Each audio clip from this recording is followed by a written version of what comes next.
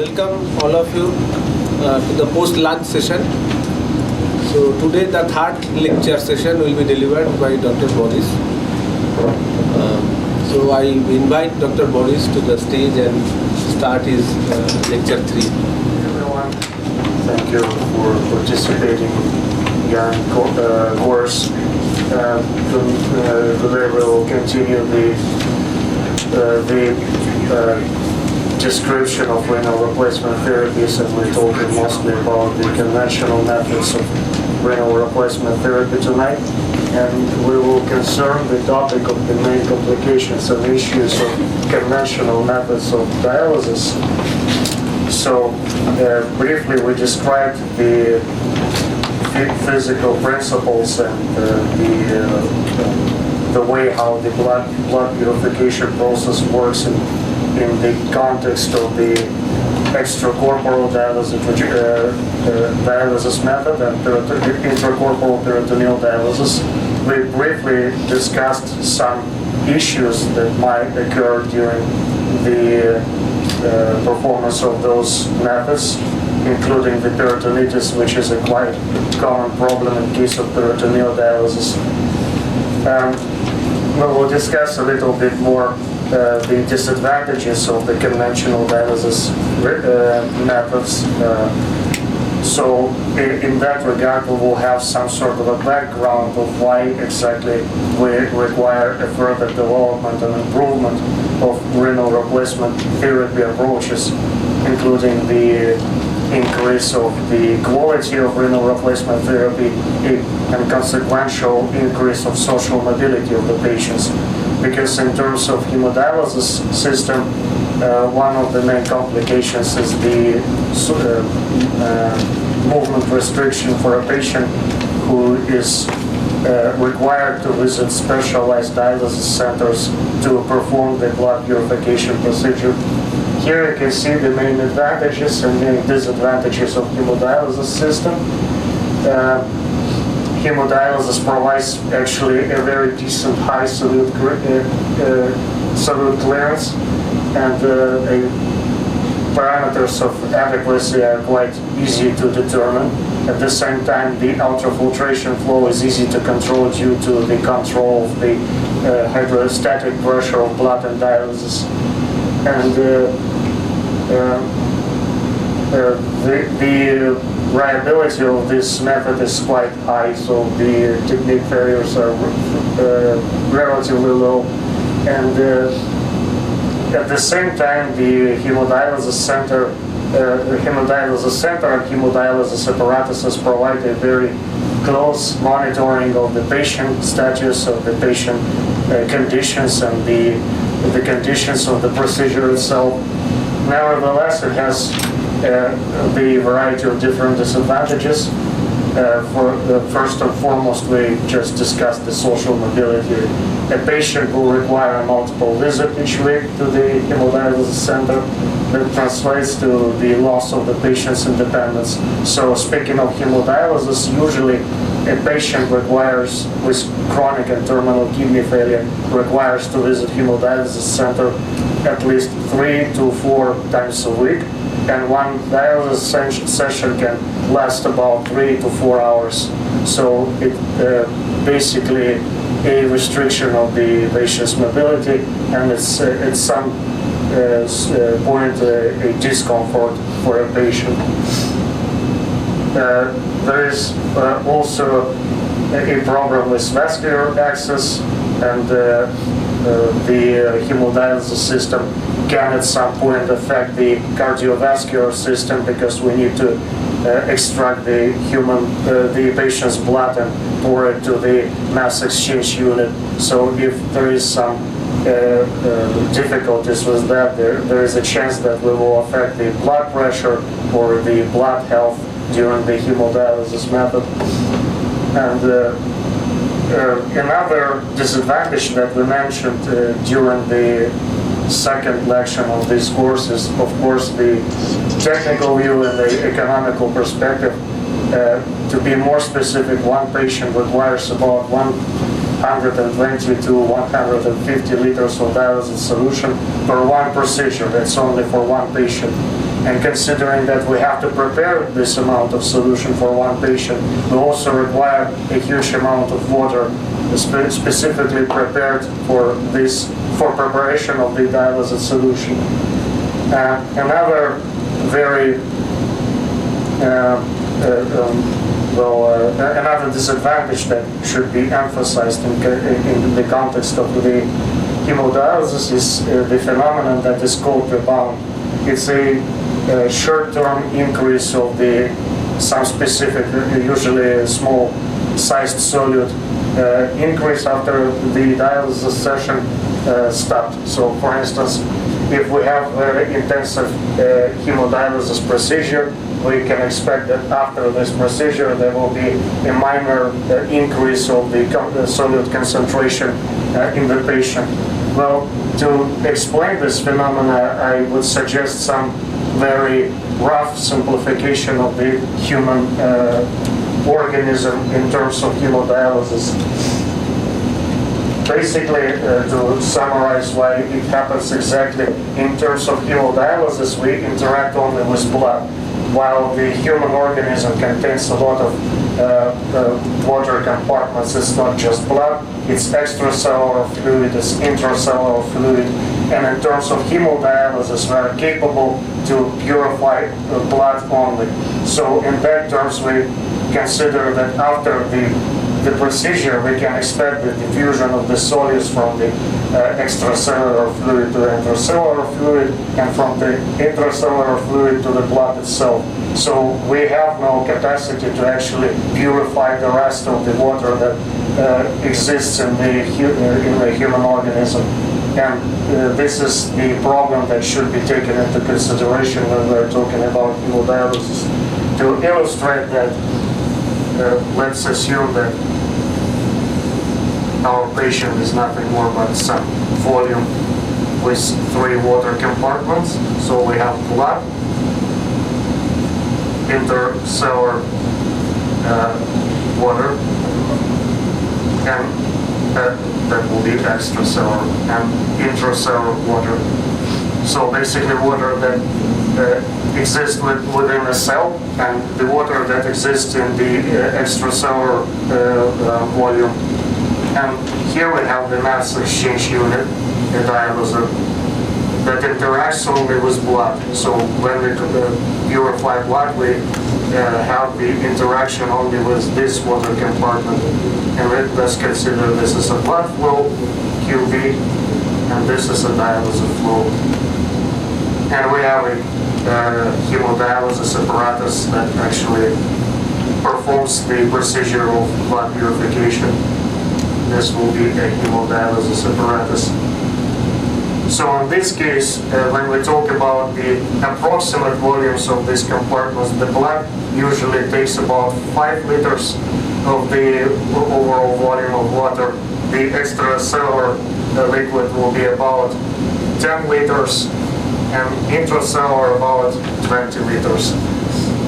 So in terms of hemodialysis, we can purify specifically blood, and we can interact only with this water compartment, while the rest of the water that exists within the human body does not directly affected by hemodialysis. What we actually expect if we have, for instance, the concentration of solute in blood, the concentration of solute in intercellular, extracellular, compartment, and the concentration of that solute within the cell. What we expect if we drastically decrease for a very short time of the hemodialysis procedure the concentration of some specific solute within blood, we can expect that that will provoke the diffusion of the solute from the extracellular compartment to the blood, and the diffusion of the same substrate from the intracellular compartment to extracellular. And basically, to simplify this process, we can basically understand why we expect some sort of a rebound, like the drastic but very short-term increase of the solute, because in terms of hemodialysis, unlike kidney, we have a very short-term renal replacement therapy. It goes very drastically for the human organism, so we decrease the concentration of some specific solute for a very short time. And at the same time, we do not directly affect the composition of the rest of the water that exists within the human body. And that promotes the diffusion. Therefore, we absorb this increase of the solute that stabilizes within 40 to 60 minutes. It depends on the patient, how exactly this process takes place in his organism. Yeah, that's basically, I could avoid this illustration, but nevertheless, that's just another illustration for that. Here are just, these are just approximate numbers. It's the main point here is that the blood is just a very small compartment of the water that exists within the human body. And we can imagine that there are some cell membranes, blood vessel membranes, and dialysis membrane. And for the reference, we put the dialysis solution that is used for one procedure for one patient. Yeah, that's just another illustration. So the first time we have a very short-term hemodialysis procedure where we purify blood. And the next stage that happens during after we stop the dialysis, the concentration starts to become even due to diffusion of the substrate, and the rebound stops at the point when the concentration of some substrate in blood and other compartments is roughly equal. Those are just illustrations of how this process take place for different types of substrates. So usually we can observe the rebound effect for usually small-sized molecules like urea, creatinine, and some middle-sized molecules like beta-2 microglobulin, cisplatin, C, etc. So for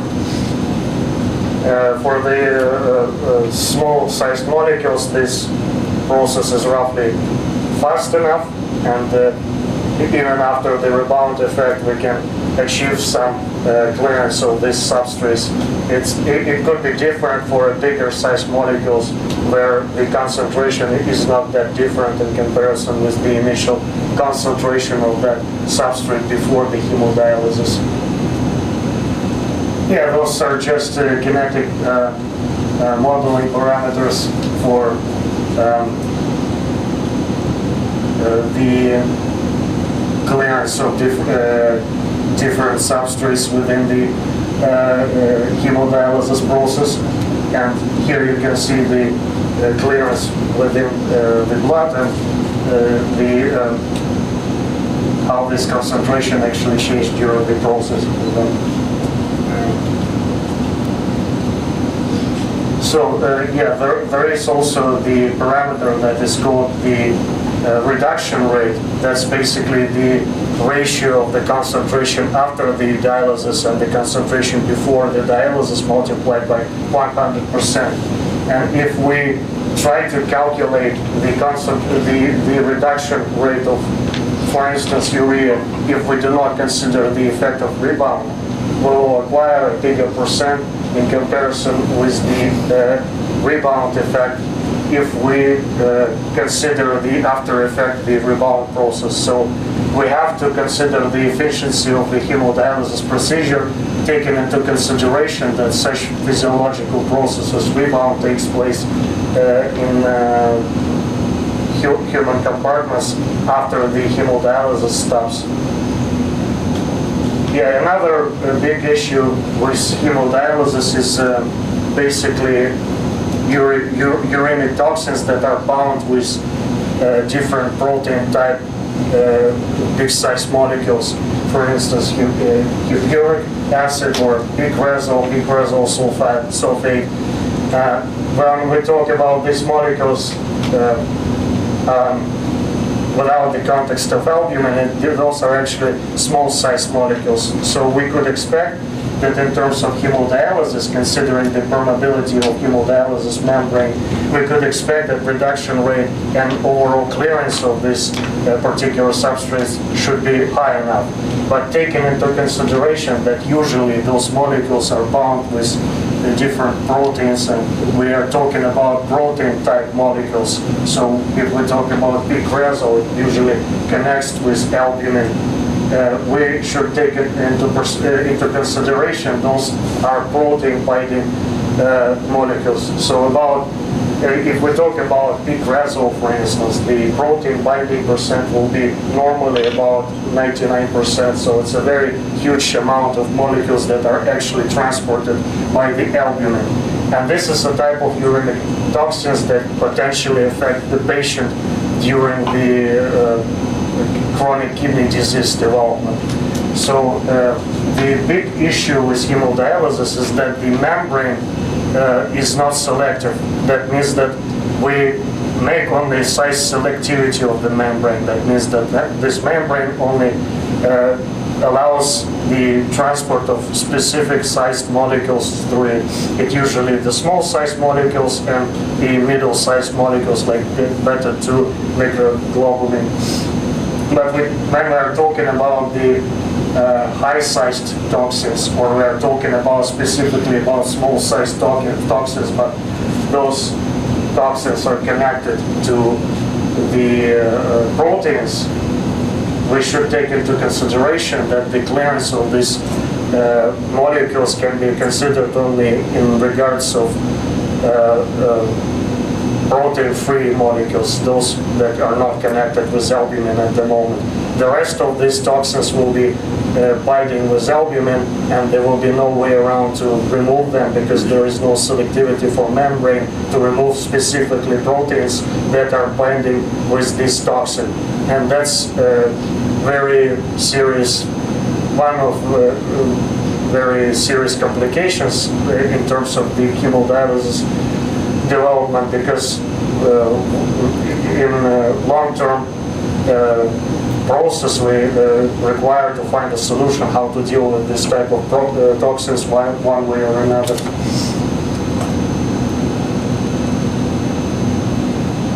Yeah, this is just a continuation of this table, and here speaking of generation, like that's just a small foreshadow of the lecture 4.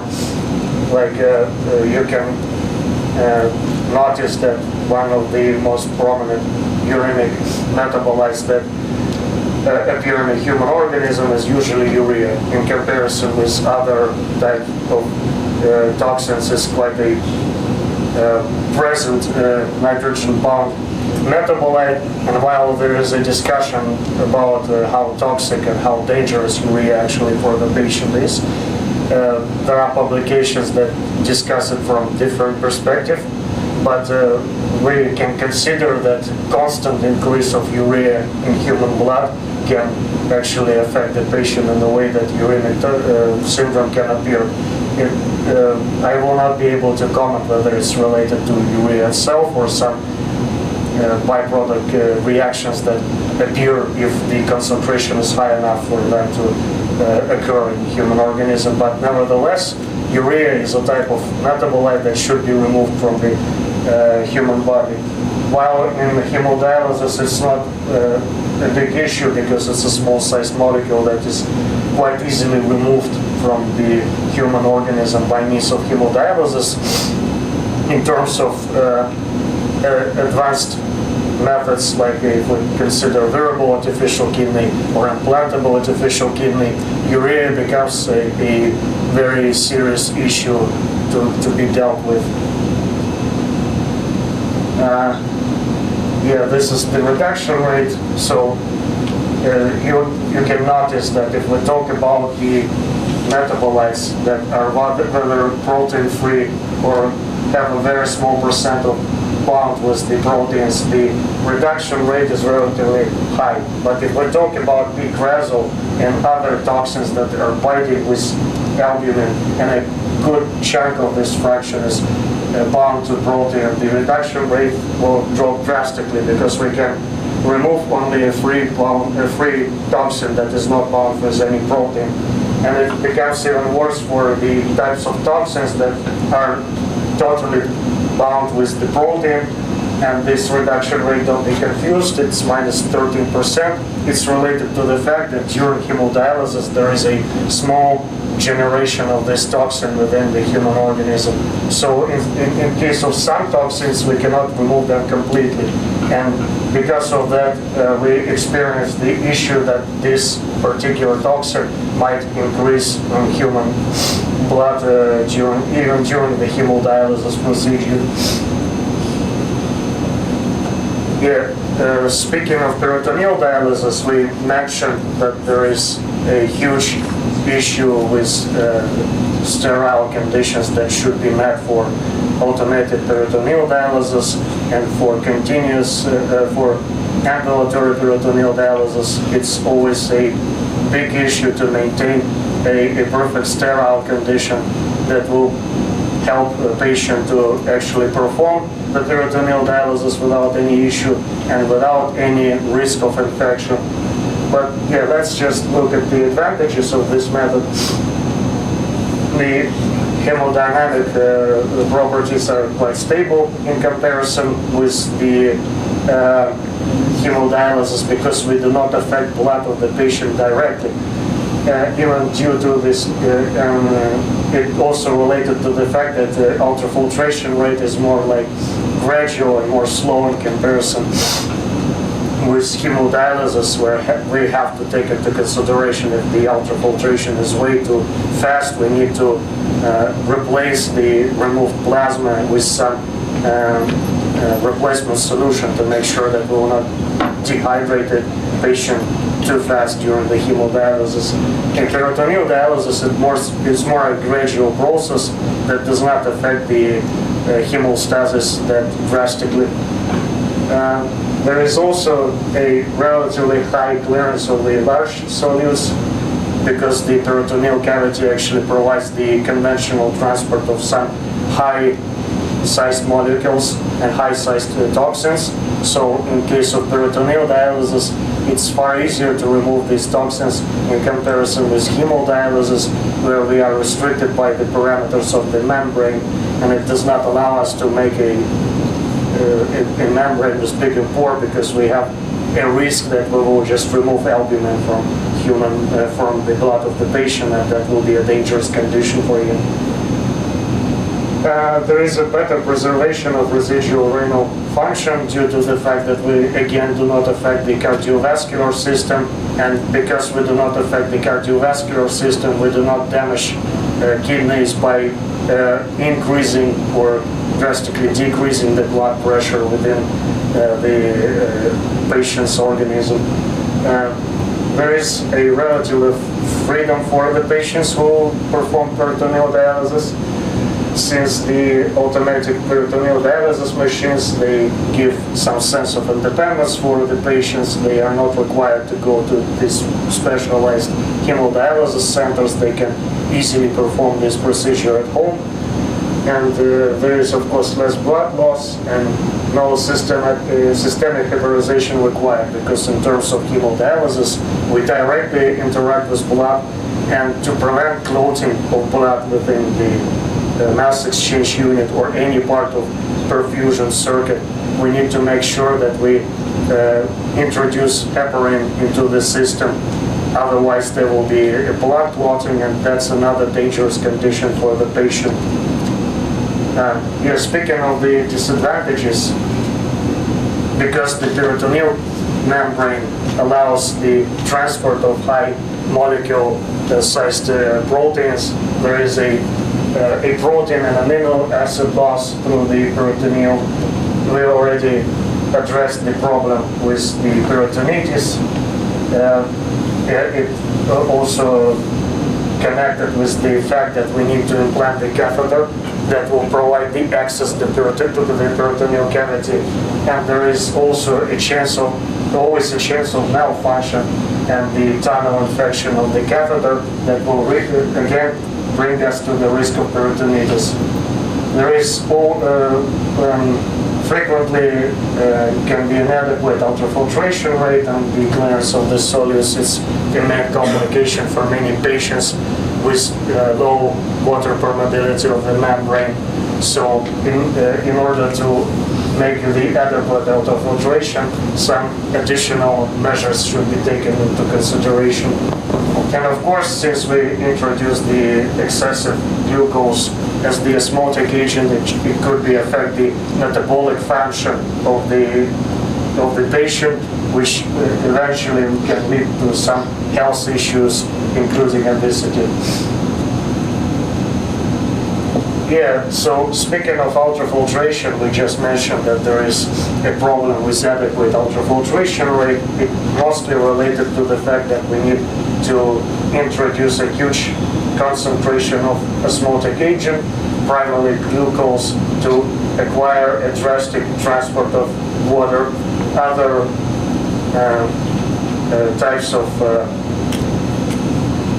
osmotic pressure, osmotic agent like ecodextrin, they provide a relatively long water transport, but this transport is not as drastic as the transport when we use glucose as the main osmotic agent.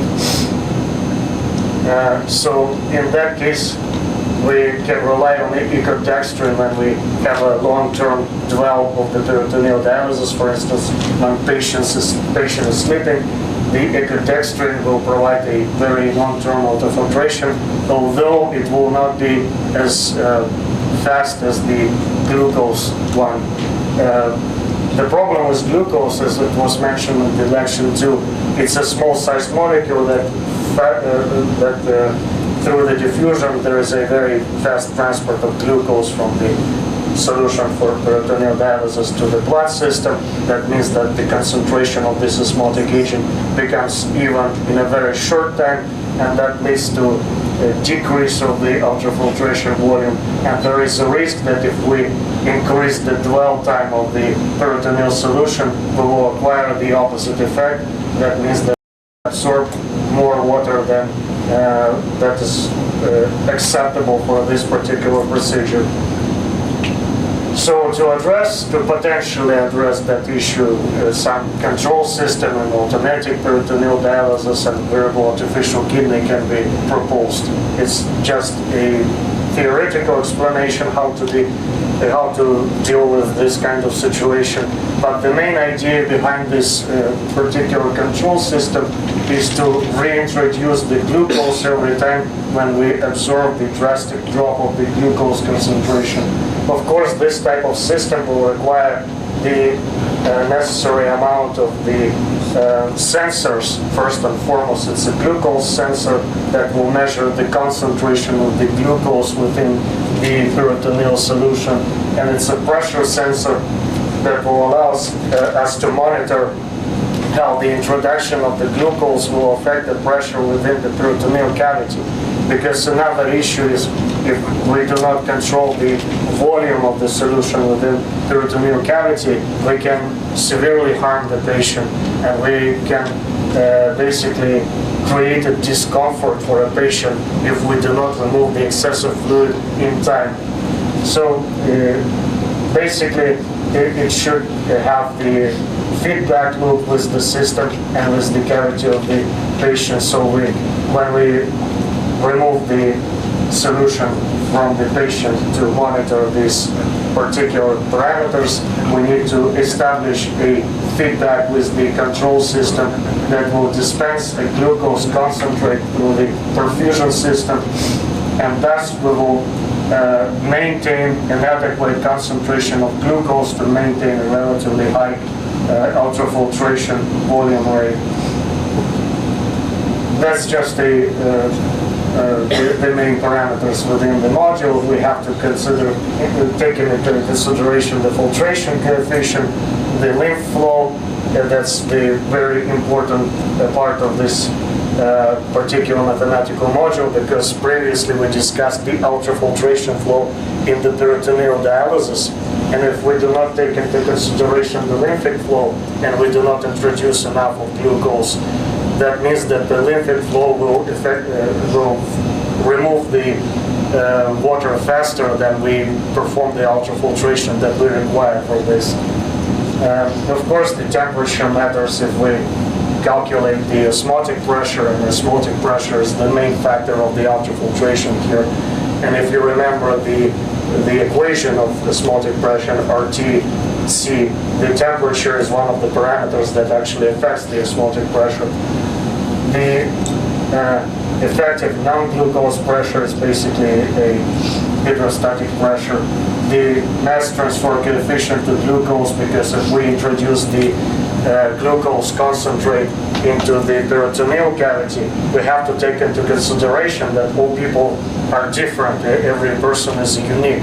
And while we have the statistical data that provides some general understanding of the glucose permeability, if we adapt this feedback system for a specific patient, of course peritoneal equilibrium test for this specific patient will be required. And we need basically to know how fast glucose will diffuse from the solution back to the patient's blood to make sure that we calculate a necessary amount of glucose we need to reintroduce in the peritoneal solution for a proper ultrafiltration flow. That's just a glucose reflection coefficient that we use to calculate the osmotic pressure. And these are initial parameters like initial dialysis volume, initial dialysis glucose concentration, infusion glucose concentration. That's basically a concentrate that is used to introduce a huge amount of the glucose within a very small volume of the solution. And target glucose concentration, it's usually equal to the glucose concentration that we need to maintain for the ultrafiltration flow. Those are just some results of this module. So we have the predicted module and the factual module, and we monitored these parameters within the system where we consider the approximation that we do not remove any excessive fluid from the patient. This approximation basically needed to establish what ultrafiltration flow we will observe during the modeling and how the parameters of the peritoneal membrane will affect the final result. And this is the imitation of the glucose concentration measurement for glucose sensor. Another module actually made a simulation within the system that removes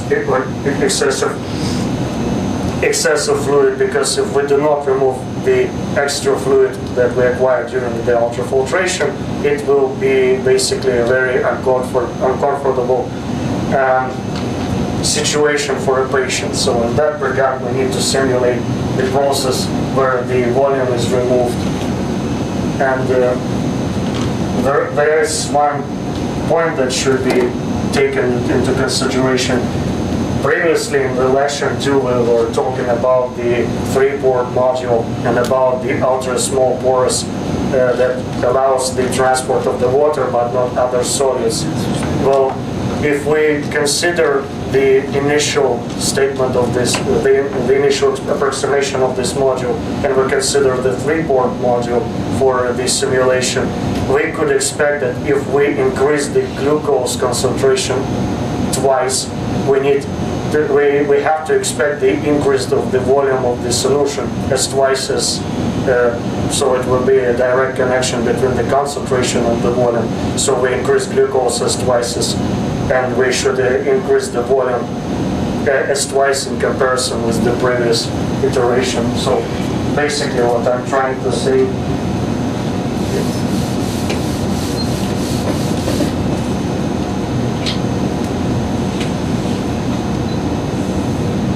for instance, if we observe the ultrafiltration flow in some period of time, and that will be a volume of ultrafiltrate, and we consider that the first graph shows the dynamics for concentration of glucose, let's say it's concentration 1, and we increase this concentration as twice, we should expect that this volume should be as twice as big as as the volume for concentration 1. So basically it should be, if we increase the concentration of glucose two times, the volume should be expected as twice as in comparison with the C1. But in reality, what we actually observe is the situation when there is some small increase of ultrafiltrate, and when we start to further increase this glucose, it does not give a drastic result as we expected. So what it actually means is the efficiency of this method will not drastically increase with introduction of more glucose. And while there is a slight increase of the ultrafiltration flow, there should be taken into consideration that glucose basically in huge amount will hurt the patient metabolic function, and for patients with diabetes it will be a huge issue if we just continue to introduce a huge amount of glucose. So there should be some golden middle ground where we introduce some amount of glucose, but we do not increase the concentration of glucose any further, despite the fact that we can acquire some positive effect, which will not be as drastic as we expected. Well, there are some hypotheses about why this happens. Basically, if we reconsider the three-port module, we can change the the ultra-small-sized pores with aquaporin 1, the protein that actually provides the osmosis, like the transport of water. And what could potentially happen in that situation? During the first phase of the ultrafiltration, there is also a sodium transport through peritoneal membrane. And at some point, the concentration of sodium in comparison with concentration of sodium in blood will decrease in peritoneal solution. And that means that the osmotic pressure will decrease as well. And in that regard, if we increase the glucose concentration as twice, we still have a smaller concentration of ion composition, and it will not give us the effect that we expected.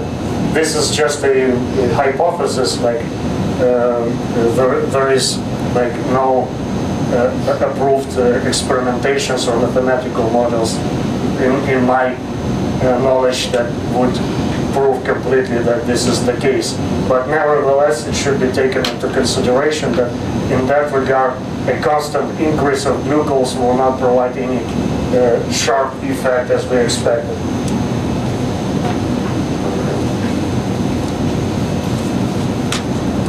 So in general, if we summarize the main issues with conventional methods of renal replacement therapies, we can basically provide the following table. And if we compare the natural kidney with artificial blood purification apparatuses like hemodialysis or peritoneal dialysis, we can expect that natural kidney, of course, will constantly maintain the appropriate concentration of metabolite regulation, the water volume regulation. The social mobility is not restricted for natural kidney, obviously. And if we talk about blood purification apparatuses, of course, any type of apparatus will regulate the metabolites and ion exchange processes only during the renal replacement procedure. And it restricts the capacity of the artificial blood purification in comparison with natural kidney. And of course, there is a significant restriction of the social mobility for a patient. So that's basically an explanation, this lecture, that gives us some sort of a background of why exactly different scientific groups are trying to develop wearable and implantable artificial kidneys. Why exactly they are trying to imitate the natural functions of nephron. So basically the main reason for that is because the different engineer and scientific groups are trying to achieve the natural properties of our kidney to make sure that there will be no restriction in metabolite concentration regulation, water regulation, and social mobility. So this is just a bigger explanation for that, what exactly we're talking about. So the toxin clearance, it's maintained constantly in high volume connected ultrafiltration. The conventional dialysis and some RAD systems that we'll talk about later. The conventional dialysis, of course, will not provide the same quality of the blood filtration in comparison of native kidney. And speaking of renal assistant devices that are supposed to be like the predecessor of the implantable kidney, they should basically achieve what kidney is capable of, including the potassium regulation, blood cell mass regulation, acid-base balance, etc., and so on. So basically, this is my lecture, 3 lectures for tonight. If you have any questions, I will be glad to answer. Yeah, so in a hemodialysis process, so this process is for natural kidney or for artificial kidney? The concentration is that's for the condition when a person has the chronic kidney disease and he requires the hemodialysis system. So in natural kidney this problem arises? In natural kidney we have a continuous blood filtration that actually provides the steady filtration of all water volume that the human body has, including blood, extracellular volume, the intracellular volume, etc. So not only glucose, all concentration will be rises after this process. Well, speaking of rising, it's not like we will expect the rebound effect. So when the kidney filtrates naturally blood, there is no such drastic change of concentration. But we should take into consideration that during the food consumption, for instance, especially the protein-rich food, we can expect that there will be a drastic change of different nitrogen-bound metabolites, but it's not related to the rebound effect. Rebound effect is the effect when we very fastly clear the blood from the metabolites, but we still have a high concentration of the solute in the rest of the body. So this will diffuse from this water to blood, and that will lead to the rebound effect.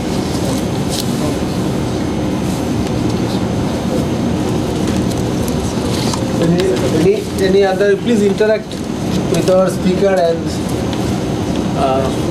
you can ask a few questions in today's lecture 1, 2, 3. If you have any query, even in the morning session also, okay, then you can clarify the query now, not a problem. Okay, so if you want to know something, or anybody from PhD or MTech like that, those who are working or maybe are interested to work in this field, you can ask any question like that.